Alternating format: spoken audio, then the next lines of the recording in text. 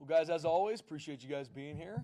And we're back in a kind of a normal Saturday to another Saturday game, kind of in that rhythm. But, guys, always appreciate you guys taking time to come hear about our team. Thank you, Jesus, for the opportunity to coach this team, man. So blessed to be a part of this organization. And I love these kids. I love this team, man. We still got a long way to go and a lot of growth to happen. But that's the awesome part about being a coach is the opportunity to have an impact, right? The opportunity to see a young man grow every single day. And trust me, me included. Me and our staff included. We've played 3 games. We've learned a lot about ourselves, but we still got a lot to improve on, right? We've learned a lot, but we still got a lot to grow in. So that's going to be the big push for our team this week.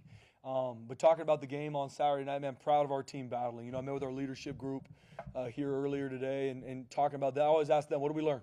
What do we learn? That's my first question after every game. What do we learn? And we learned that we can respond to adversity, right? That's what I think we learned a lot about our team on Saturday. Doesn't mean we're perfect at it yet, right? We had a game 1 where we didn't. Game 3 where I feel like we did a much better job, right? Second play of the game, starting quarterback goes out. Then defense goes on the field, gets a touchdown, scored on them really quick. And we are on an opportunity as a team, like, what are we going to do?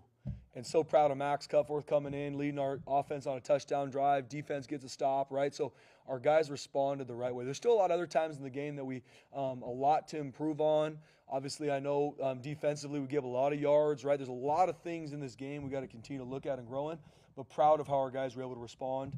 Proud of how our offense was able to establish a run game. That's something that is a DNA part of our team. Proud of them. I thought Maddox, talk about just an absolute warrior. That's who he is. Wrapped his leg up, found a way to play this game because he's a tough competitor and he loves his team. It ain't about what's best for Maddox. It's about what's best for the team, and that showed on Saturday. Proud of our guys stepping up. I thought our O-line tight ends did a really good job. It was awesome to get Matt Lauder that touchdown on his birthday, which is really cool. We got Matt Lauder and Matt Wagner, same birthday on the same day, which is crazy. So I found that out on the game like this. Wow, how did I miss this last season? We call them the Mats. The Mats had the same birthday, so it was cool to see him get a touchdown. Both those guys have been playing really well. I thought Latrell Caples had a really, really good game too, man. Really consistent, blocked his tail off, had some huge third down catches. Just really proud of his leadership too and where he's continued to grow too. Obviously, running back-wise, all 3 of them played really well. Dylan Riley, no one deserves it more. At the end of the day, practices his tail off, man. Practices his tail off, and for him to be able to be explosive the way he is. And once again, that's a product of also the offensive line, tight ends, receivers doing a really good job getting him free. But so proud of Dylan. I thought Malik inside both played really well too. So we got a really good problem on our hands to be able to continue to figure out the touches and who we're going to get the ball to, because all 3 of them have done a really good job. Defensively, although we gave up a lot of yards, way too many points, all those things, and I'm with everybody saying that, they played really, really hard. And when I watched the game on live and then watched it on the airplane coming back, proud of the effort and mentality our defense played with. Hats off to Air Force. They gave us a lot of different looks. There's some things we messed up schematically. We need to have better adjustments, and we didn't. That's on us as coaches. But our guys played really, really hard. Now we just got to make sure we're consistent to do our job every single snap. Gave up way too many 3rd and longs against the team. That honestly is really hard to get into 3rd and long, and we lost those as a defense, which then led to long drives and obviously touchdown scores. But our guys played really, really hard. Ty Benefield, Marco Notarini played extremely hard, very productive, played their tail off. I thought our front played really well too. Hats off to Braxton Feely and Jaden Virgin Morgan. Those 2 guys were war daddies on Saturday night, and we needed them to be. And proud of Bowen Phelps coming in and playing a huge role for our defense on Saturday night and did a really good job. So, and looking at special teams, Colton Boomer, I don't know, how many kicks we have? 8? I can't do the math right now, 7? And those touchbacks were deep, right? That's a huge part, man. I told our team, let's not lose sight of how impactful that is in regards to field position. We've been on the other side of it where we're covering kickoffs every single down, and obviously gave one to the house up last season. That's a huge part of field position. Oscar and our punt team doing a really good job flipping the field. Where we need to grow is our coverage units. We talked about that a week ago. I think we're close, but we got to buy into our punt return and our kickoff return and really create field position.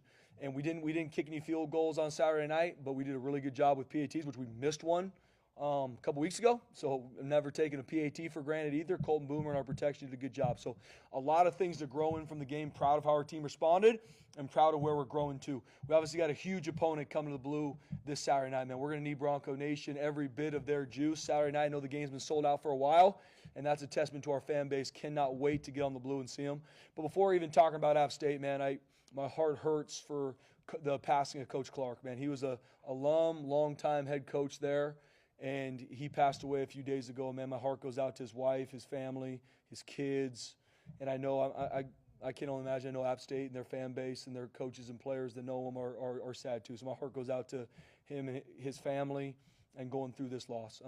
App State's a really, really good football team. Coach Loggins has done a really good job, even in the short time he's been there. I mean, Coach Loggins is a long-time NFL coach, had a ton of success. I mean, their quarterback coach, Coach Peyton Manning at the Indianapolis Colts, schematically, they are going to attack you offensively. Coach Loggins, the play caller, runs the whole thing. I mean, they're going to give you tempo, shift, motion, formation adjustments, 11, a lot of 12 too. Like, they've got a talented roster that is going to attack you offensively. And we know with a bye week, they're going to have everything for us to defend defensively. And we got to be ready for that, and we got to play really, really hard.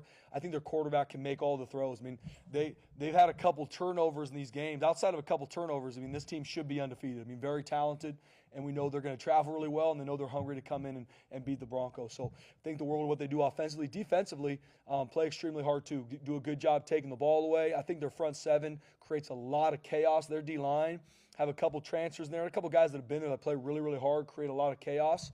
And their linebacking core, man, physical. They fit run schemes really, really well. And their secondary does a good job disguising and playing off each other, and they're going to be really, really sound. Special teams-wise, they got a returner that plays offense as well, number 15, that is explosive. I mean, one of the fastest dudes on the field, and they're going to pick their shots too. I mean, they're going to fake it. They're going to have a lot of stuff for us to defend and go against. So we got our hands full in all three phases. Like I said, Coach Loggins does a phenomenal job, especially with the bye week. I know they're going to have a lot of really good things to attack us with. And in all three phases, we got to be ready. We know they're a talented team. I believe in our team, too. It's going to be a great matchup Saturday night, and can't wait to get to work. You mentioned after the game you weren't sure of the full extent of Maddox's injury. Is there anything any update you can share on that? Yeah, he's banged up. I mean, he's for sure banged up. He's sore, but obviously we're planning on him playing this week. But he's banged up, and he's a warrior, and we're going to see where he's at. Is that a case of, is he going to need any extra kind of rehab or be careful? Oh, absolutely is. Yeah, he absolutely. I mean, he's been living the training room since the end of the game. He's a warrior, and he's going to be battling to make sure he can play this game. But he's beat up, but he's a soldier. What was that like? A few minutes like for you guys to figure that out during the game? Because I mean, Maddox is a very important part to this team, and just kind of seeing the nature of what happened probably was like a scary moment there for you guys. So what was that communication like, and when did you guys figure out Maddox is actually going to push this thing and try to do this? Yeah, I mean, second play of the game when your quarterback goes down, especially with a lower leg injury, and it didn't look good. I mean, even looking back at the jumbotron, I mean, it didn't look good, right? And Maddox is a tough dude. When he's in pain, you know he's in pain. I mean, he's one of the toughest dudes on our team, and I mean, it was a very interesting moment for our team because even as the head coach, trying to make sure that I keep our guys focused, but they love Maddox too. I mean, Maddox is a guy not only because he's the starting quarterback and he's a really good player, he's a phenomenal teammate. So when he's in pain, you better believe the whole rest of his teammates are in pain and hurting for him. Let alone just how's that going to affect our team on the field. Heart goes out to him going through that, right? So, and then when you go 3 and out, and then on the flip side, defense gives up a quick touchdown, and it's like, all right, Max, you're up. And I remember looking at Max before we took the field and just unflinching. He's like, I got it. That's exactly what I got it. When I'm called on, I got it. And we went out there and went on a great touchdown drive. I mean, he got smoked on a boot, popped right up, unflinched.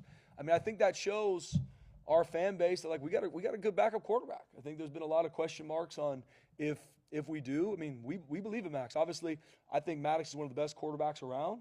But I believe in our backup quarterback, and that's the reality of college football is everybody's got to be ready to carry the flag, from the quarterback to the backup D lineman to the backup receiver corner, and I was proud of Max doing that. But in that moment, those are those moments that you can talk about. You can say, hey, what if this happens? But you really don't know how your team's going to respond until they actually go through that fire, and I'm proud of how our team responded, and I think we can learn a lot from it. But those moments that – I'm not even going to lie to me. I mean, underneath my breath, I had some conversations with my Lord and Savior on that sideline. I can promise you that. He came back. It looked like he grabbed his helmet, and you guys still had the ball. When then he went back there and started running. I mean, was he trying to prove that he was good enough to go back in, or were you wanting to let Max finish that drive? Or? Yeah, we got a lot of protocols, BJ. Obviously, our training staff does a phenomenal job. Jeremy Bush and our entire training staff. So there's a lot of protocols that it ain't just when a player says I'm ready that we got to go through. And obviously for me, in game, going through it, I get told what happened, and then we'll keep you updated. And then right when the drive was over, I can't remember exactly when they told me that Maddox is going to be back up. I think we were on defense after the touchdown drive. But there's a lot of protocols we go through to make sure we're putting our players in a good spot. Pre-injury and post-injury, Maddox showed a lot of poise in the pocket and had great pocket presence. So what did you see just in that aspect from him?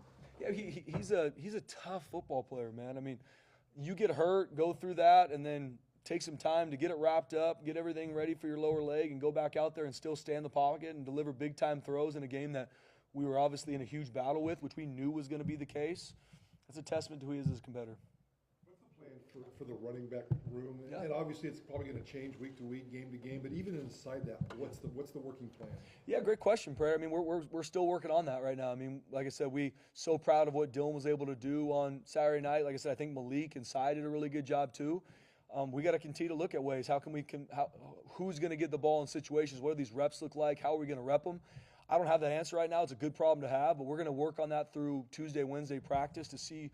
We put a premium on what we do in practice. I mean, even Sy, we think the world of Sour Games. He wasn't able to practice. Was banged up. Was able to starting Thursday, right? But got less reps than Dylan and Malik, so he got less reps in the game. And we put a premium on what you do in practice. So we're still working through it. Obviously, it's something that we're going to continue to look on to make sure that we're clear with our running backs to know who's getting the ball. And then obviously we're going to play the hot hand too.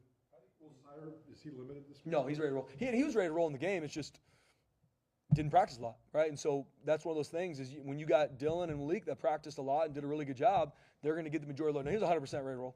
How much better was the line? Because it looked to me like when they broke the line, it looked like there were more holes this week than the previous two. Yeah, I mean, guys, we have a veteran offensive line that we'll hang our hat on, no question, right? I mean, we got to be more consistent.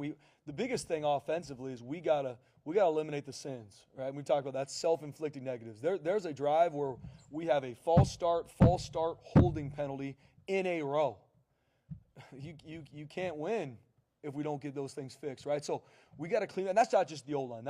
We had a illegal formation on play. There's a lot of stuff discipline-wise we got to make sure we continue to fix. When guys play hard, that's going to happen sometimes, but we got to make sure we improve the self-inflicted negatives. But our offensive line, man, that's the heartbeat of our team. That's the heartbeat of our team. That's the mentality of our team. And I believe in our offensive line. I believe in how they're trained. I believe in what we're going to be able to do offensively because of them. And I think that was able to be shown in this game. Kind of with how different Air Force's offense is, I mean, do you kind of, not to say excuse some of the pass defense issues, but I mean, is it just different than to look at it compared to the other games? And I mean, how do you, I mean, you're 86th in pass defense right now, and you faced, an FCS team and a triple option team. How do you look at where the pass defense is? Yeah, I think at the end of the day, we've talked about stats are for losers, and I always want to make sure that we look at the things that matter for our team to grow. There were things in the game that we have to fix fundamentally and technically. The reality of it is, though, different than when someone's just watching the game. You got to play certain coverages to defend what we're seeing for a triple option, right? So you're not able to maybe have some adjustments or switch-ups that you're needed. Now, there are multiple pass plays on Saturday night, BJ, that we did not execute correctly. So I'm not by any means taking away from the fact that being the 86th in pass is good. It's not, and we have to fix it. But it's not what I would assume maybe some of our fan base see that, well, they should just do this. As a defense, you have to defend Air Force very different than defending another offense, and so you're only able to play certain coverages. We got to make sure we're more disciplined in some of especially later in the game, we know they're going to pass it. We had some busts, and that can't happen. Early in the game, some of the things that we were able to lose, there's some schematic attacks that we got that we have to play better, but it's just the reality when you're playing a team that can run the ball the way they can. Looking at the bigger picture, Spencer, I mean, going back even to last year, we've asked you this question several times, and it's kind of a common theme. But what are you seeing in terms of looking at the big picture of this issue that keeps coming up or doesn't go away? Yeah. At the end of the day, and I agree with what you're saying, Brad, I mean, you have things football-wise that you're always going to work to grow in, right? And when you have a team that is going to go against an Air Force that is going to run the football consistently, you have to find a way to stop the run, right? Which we did. And then there were some things that they showed us that we didn't fit great, and we were able to give explosive run plays. But for the DNA of what they did, we fit that really, really well. there's going to be some things in the back end that are going to be hard. Now, I'm not taking anything away from the fact that we have to grow our pass defense, guys. And yes, I said it last year, Mike. We said it in the offseason. We said it is not something that we do not know as a defense. Not only as the head coach, our defensive coordinator will say the same. Our defensive back coach will say the same. But there's always a lot more than meets the eye, and there's a lot more there than just stats. That does not, like I said, run away from the fact that there's a lot we need to improve on. I believe we have more than enough in regards to the players. We got to make sure we do our job consistently, and that is what we're going to really continue to work on this week.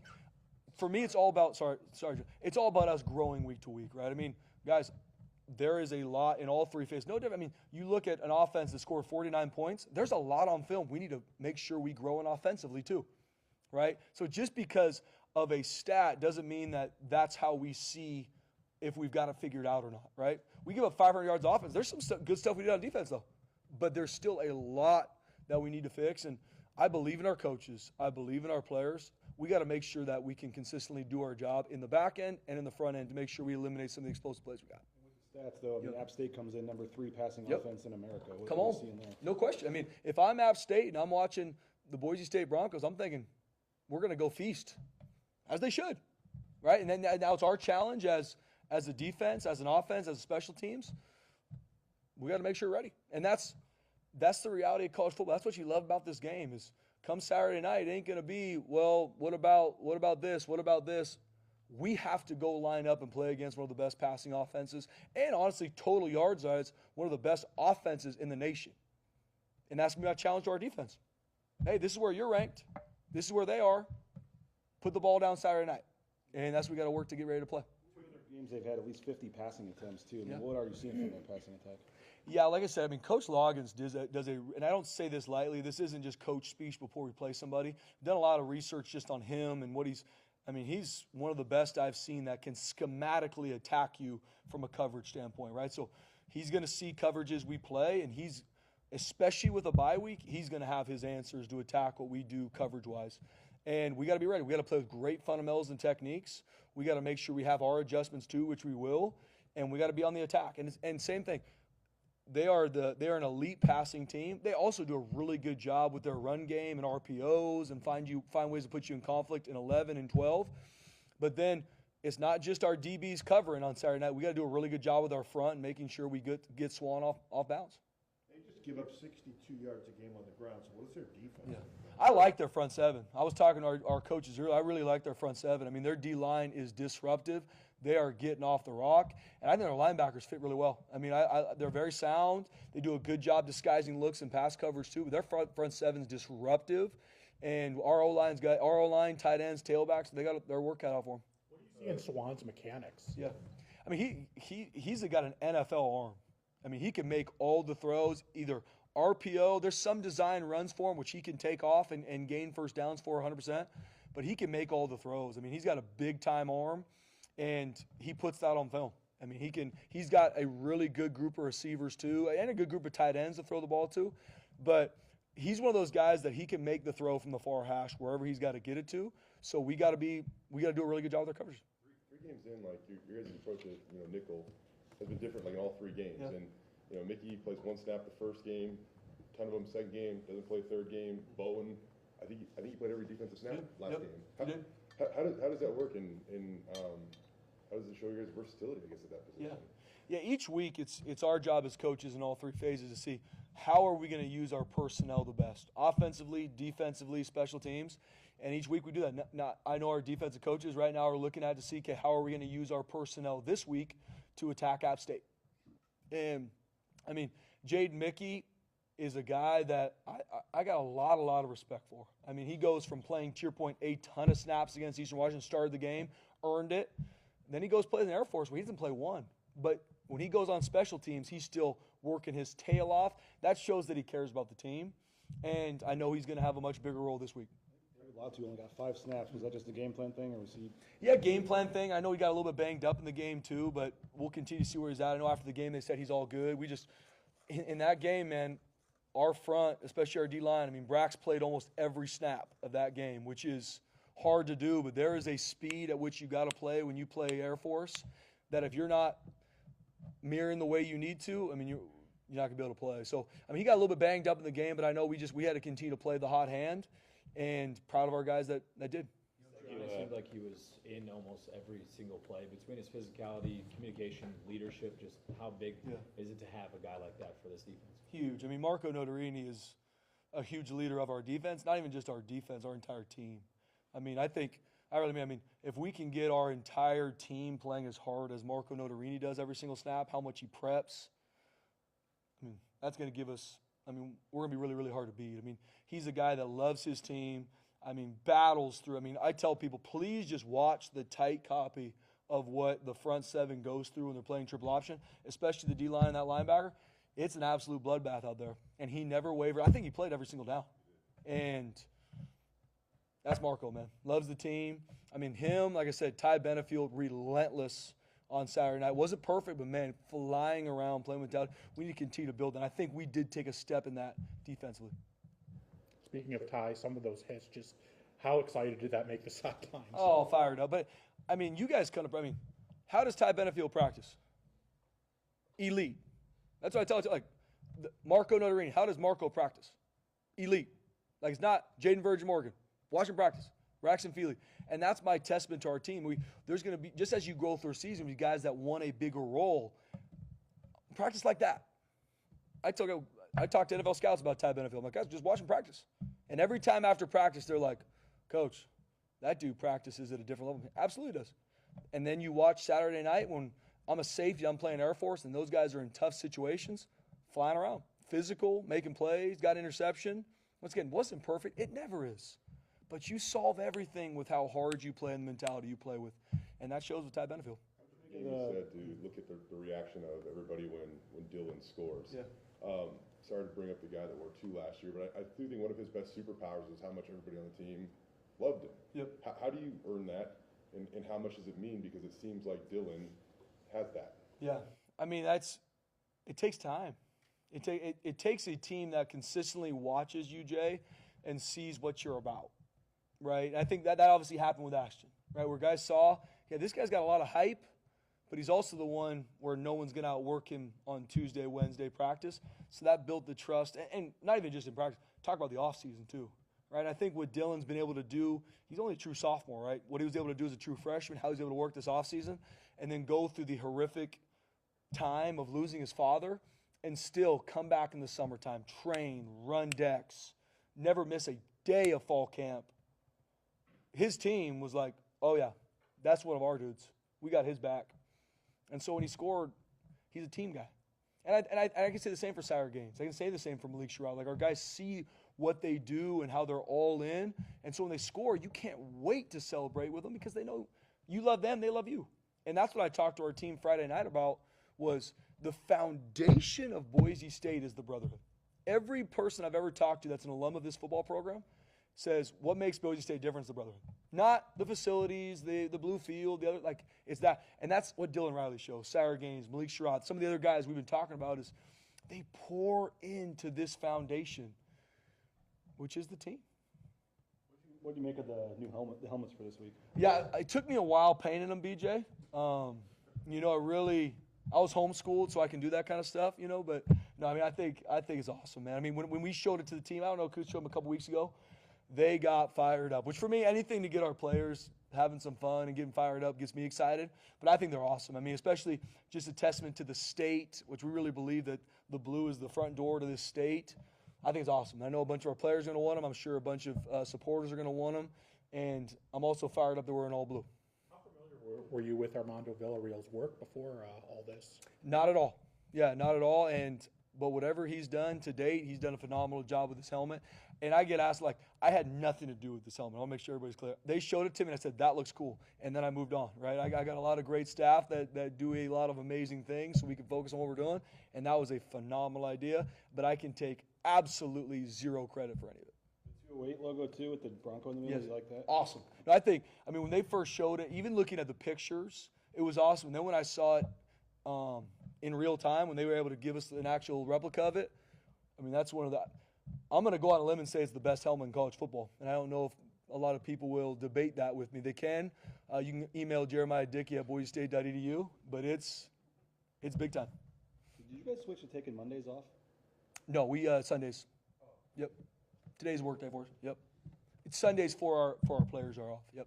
Same as last season.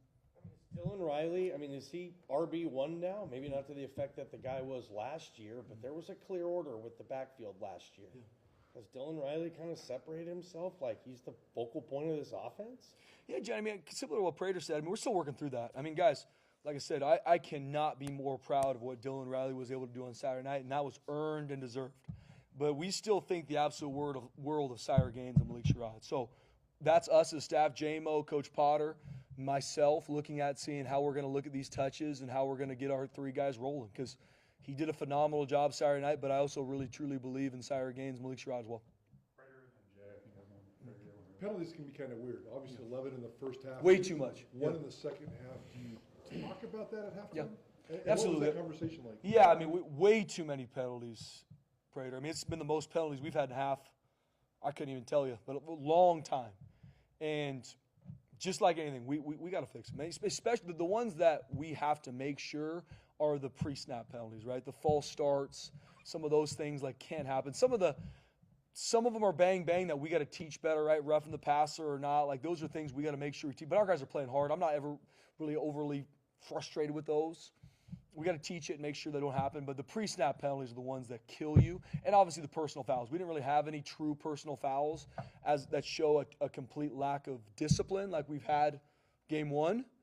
But way too many penalties, man. We're playing behind the sticks. We're giving up first downs defensively. So it's a point of emphasis. We've talked as a team, and we had a long talk as a staff to make sure that doesn't happen again. Spencer, it's been here a while. There was at one point in time you guys had to beg students to almost come to the game and fill out that student section, and you guys have sold out the student section within an hour. All the tickets were claimed for the second straight home game. What does that mean for you guys? I mean, I'm very open. I mean, I really, truly believe, and I know App State's going to try to put this to the test always, which as they should. I believe we have the best fan base in the nation. I mean, I talk to a lot of head coaches that are in the off season. Yeah, man, we're working our tail off to hopefully get people out and get the students excited. And I'm like, I don't think about that 1 second. I know the second that ball gets put down on the blue, that place will be rocking. Our students will be there loud. They'll stay there. I mean, I am so thankful for Bronco Nation, our students, and our fan base. I mean, I really believe it's the greatest fan base in the country. You good? Anyone else? Thanks, guys.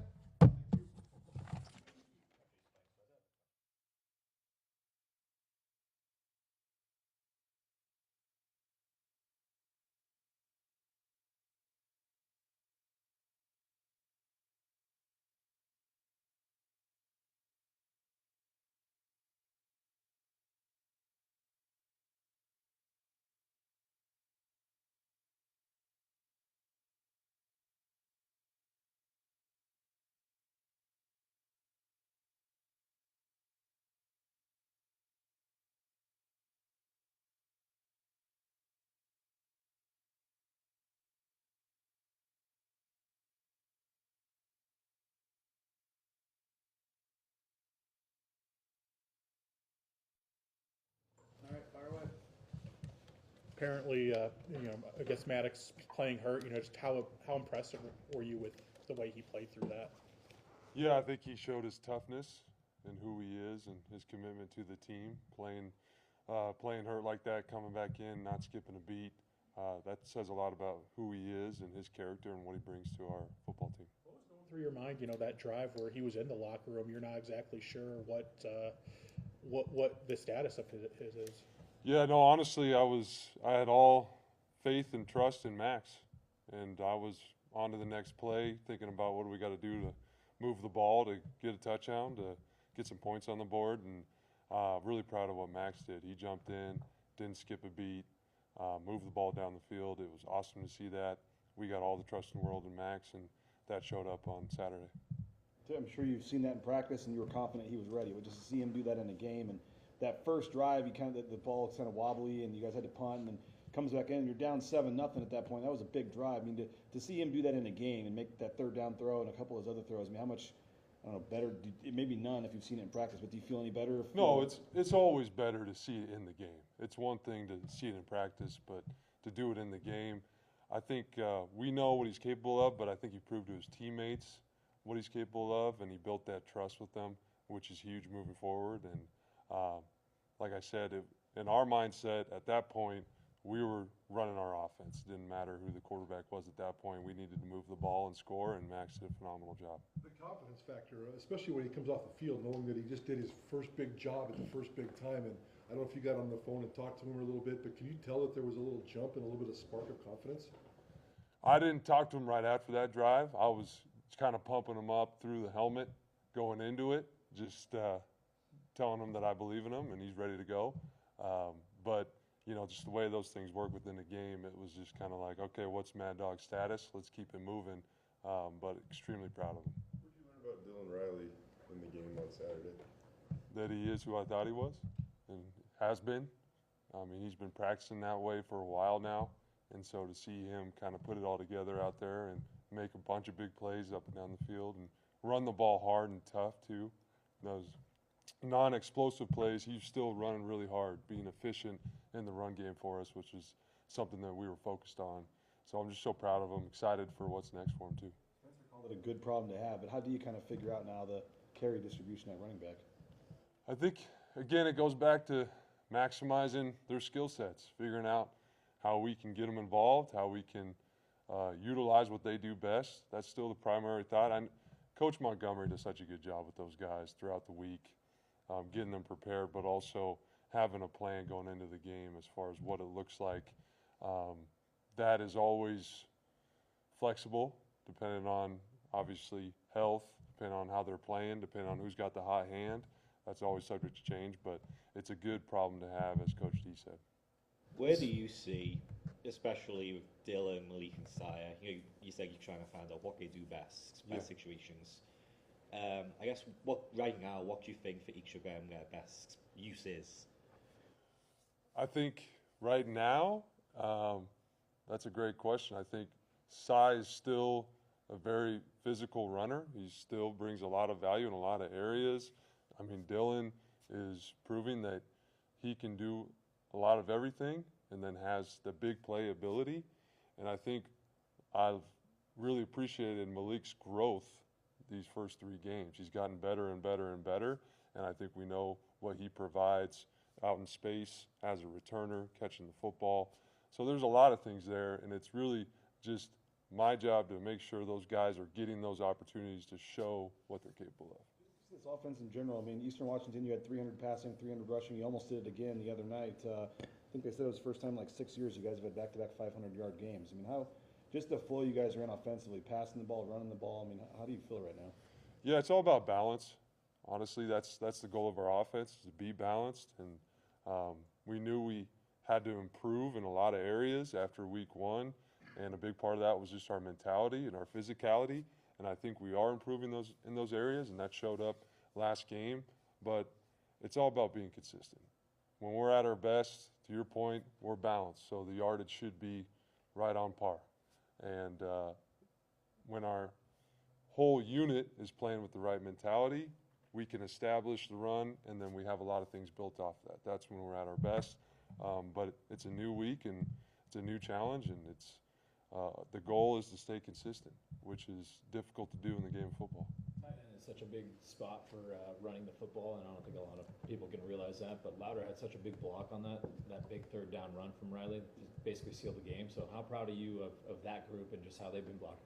Yeah, very proud of that group. I mean, it goes unnoticed a lot of the time what they do in the run game and the physicality that they play with and the toughness that they're showing to do some of the things that I asked them to do. It takes a lot of courage, so really proud of that group. I think it provides such a huge advantage to our offense when you got multiple tight ends that are willing to block. And it's something that we got to continue to evolve with, get better with, but so proud of that group.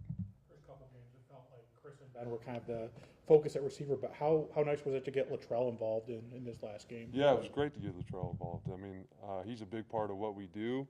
And at the end of the day, we want to get multiple guys involved.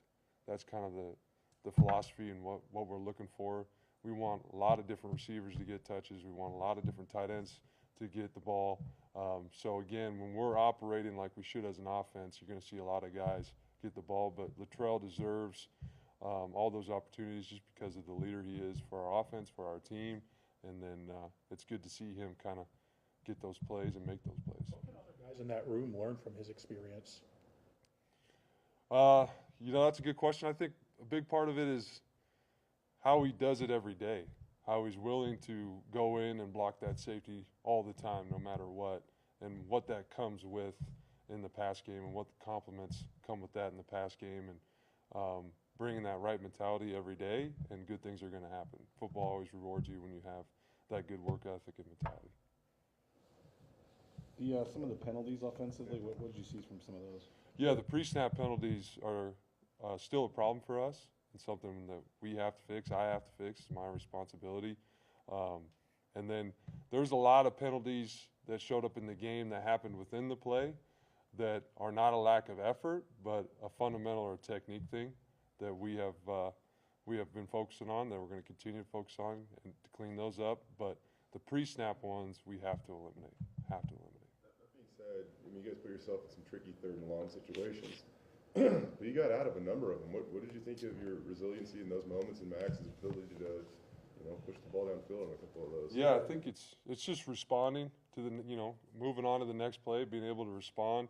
Obviously, we can't live in that world. You don't want to be doing that every game.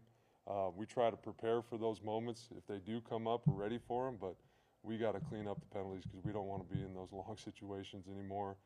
But I think it says a lot about the group and their ability to move on to the next play and attack it as it's coming and not dwelling on what just happened. Like Maddox, and it really seems like he holds on to the ball too long. Like against Air Force, he seemed to he's getting it out pretty quick when he needed to. Like, I don't know, how good is he at that? And even though I know there was one bad throw that, you guys were back on 3rd and long and he throws a pick in the end zone, but for the most part too, when he misses, he misses where he's probably not going to get in a lot of harm's way at times, at least against Air Force. Yeah, I think, that's been ongoing focus for us with him, is just making those good decisions consistently, getting rid of the ball consistently. He's got a good internal clock. He's got a good feel for the game. I was proud of just his overall accuracy and how he was confident he was ripping the ball. I mean, that's all we want to see.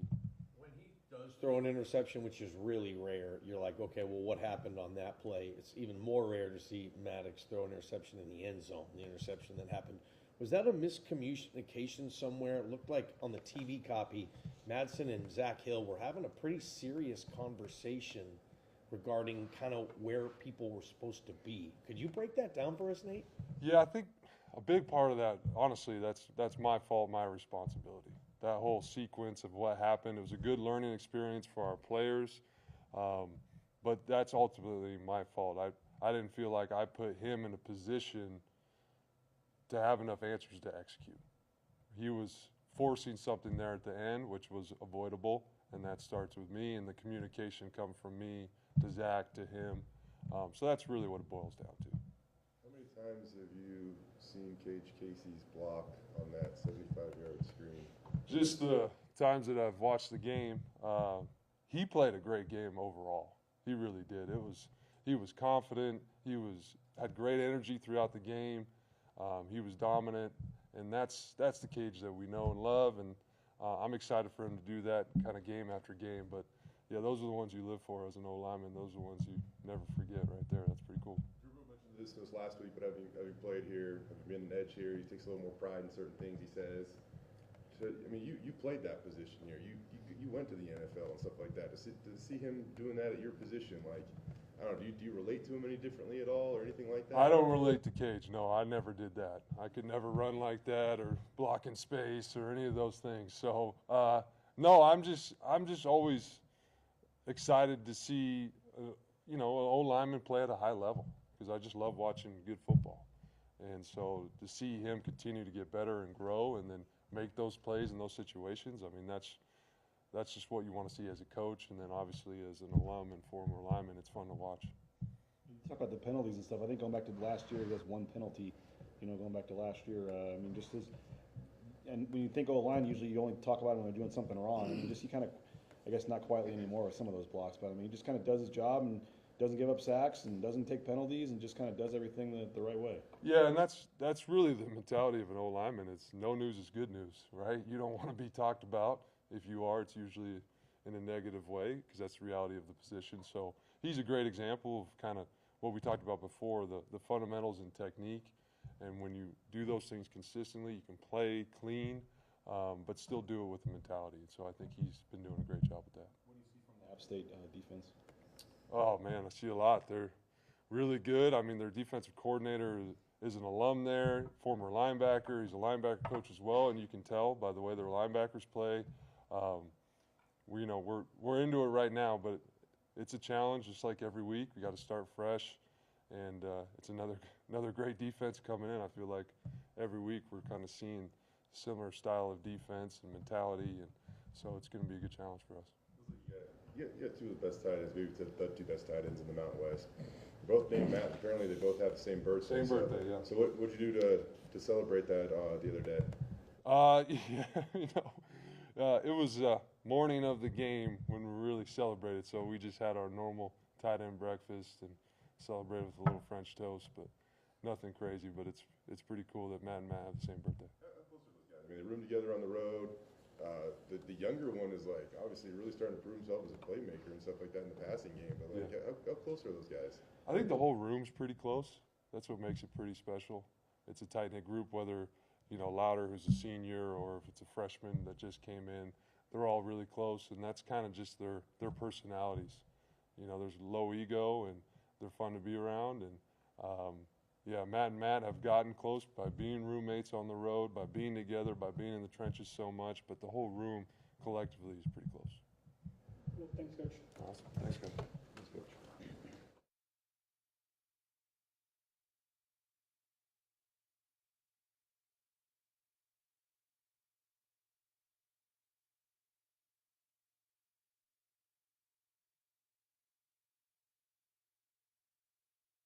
Got a lot of shit to get done. Let's get this thing rolling. Let's not put that in the news, kids. It wasn't recorded. Where is fixing the pass defense on that list?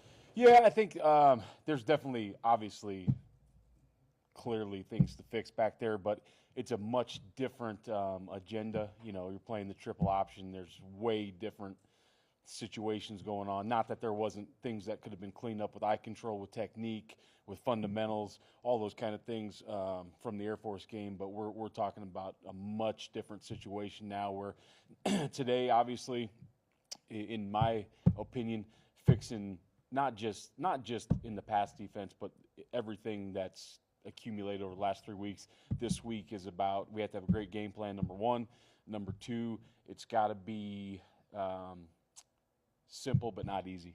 And what I mean by that is it's not like we're not going to do anything, but it's got to be things like, when we get lined up in formations, here's the call, here's the tool, there's where your eyes are at, play ball. I think, a mistake that I've probably made in the last few weeks is chasing every play, trying to give them an answer on every single play. And, you just can't do that. You got to have, sound rules and let your guys get lined up and communicate and play the call and let's roll. So I think that, we've got to get back to that. We've got to defend, their offense. They do a great job with formations, with shifts, with motions, all those kind of things, probably to see what coverage you're in, get their playmakers in a position where they can have a good matchup, those kind of things. So we've got to be able to communicate fast, get lined up, and execute, period, point blank. Spencer was saying that, there's a lot of underlying facts and things to look at when you look at the defense against Air Force, and, how difficult they are to play against and that. I guess from a scale from 1 to 10, I guess how happy were you with the defense's performance against Air Force?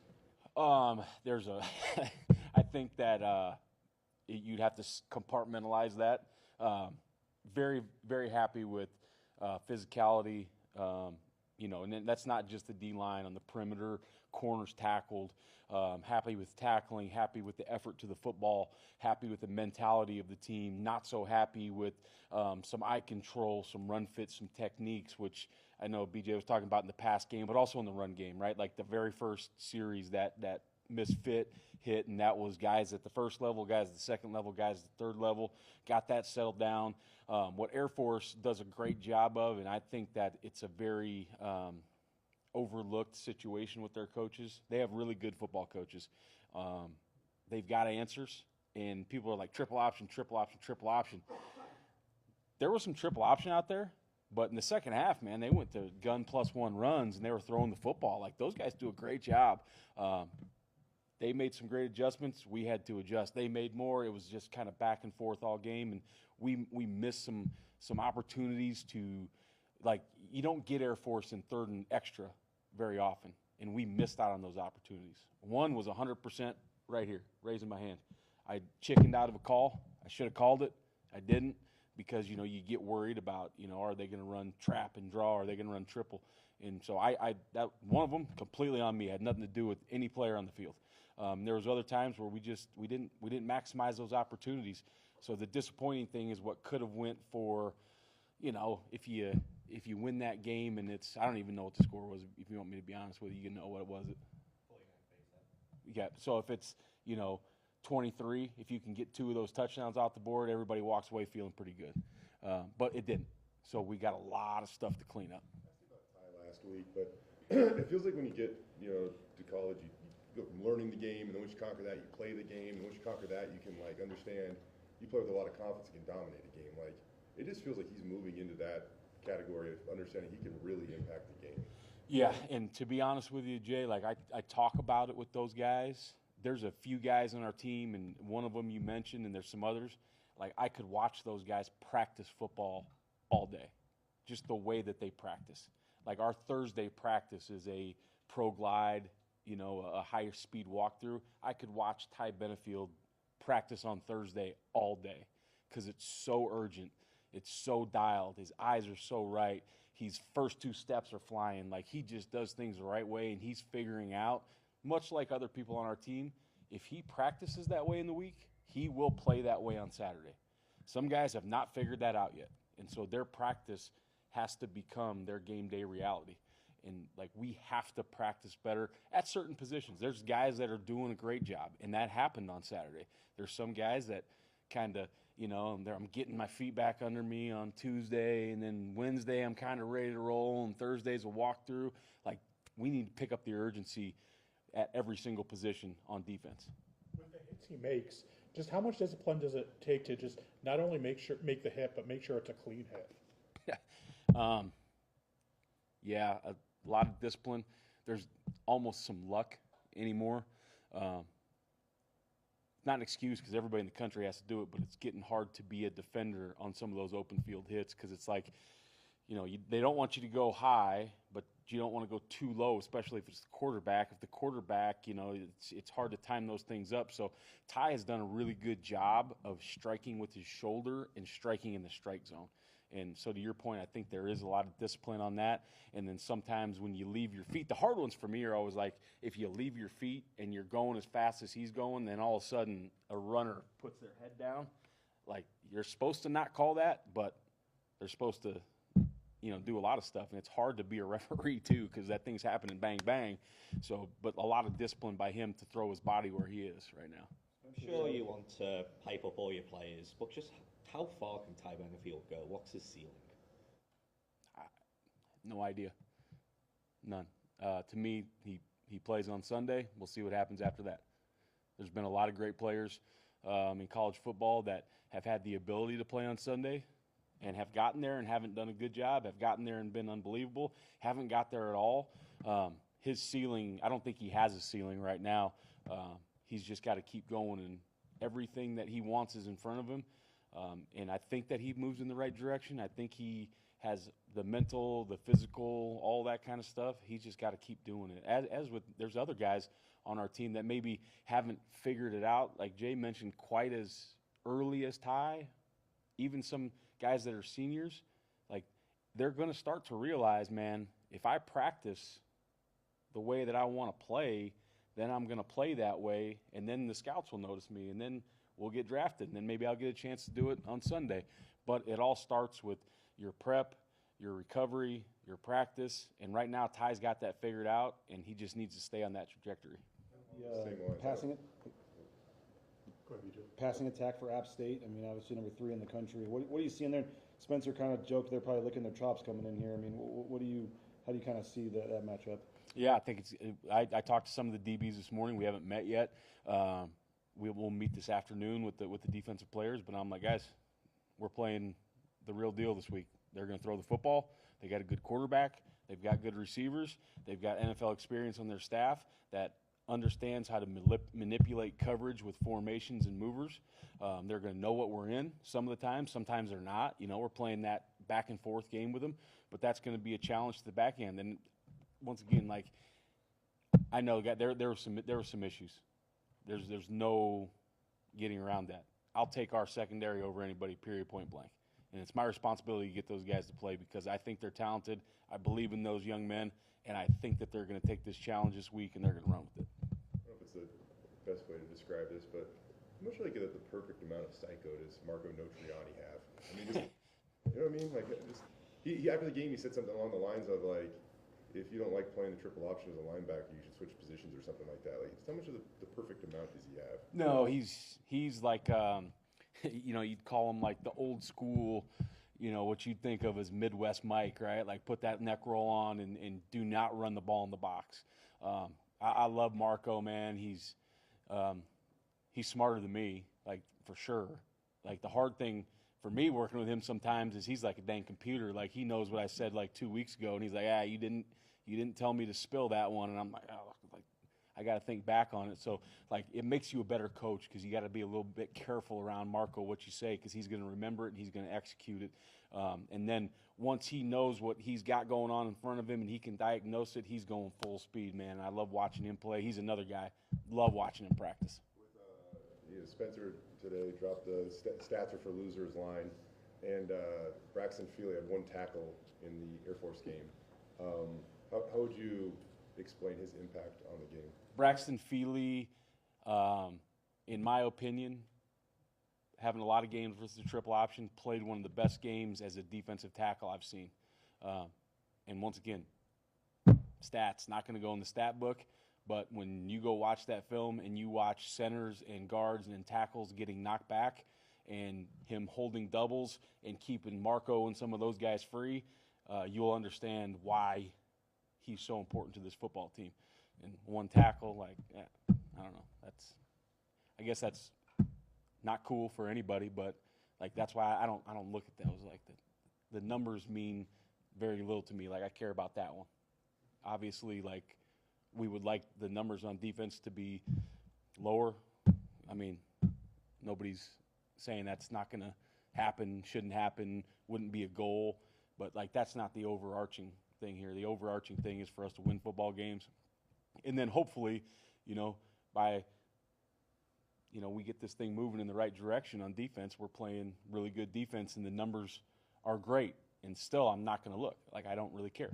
Like, last year we had, the #1 sacks in the country. The only thing that meant to me was I was happy for our kids, and a lot of people wanted to know what we were doing. So I got to meet some really cool people in the offseason, and then I get to see some of that stuff happening on Saturday. But otherwise, like, it means zero to me. Coolest person you met? What's that? Coolest person you met in that process? Oh man, there was actually a lot of people, like a lot of coaches. Not I don't want to say because I don't want people to know that scheme and stuff, but a lot of coaches that reached out that I didn't ever know or didn't know anyone at their program and got a chance to Zoom or meet in person. Just people from programs across the country got to pick their brain on some things too. So it was really cool. Anything else? Thanks, guys. All right, thank you guys. Thanks, Coach.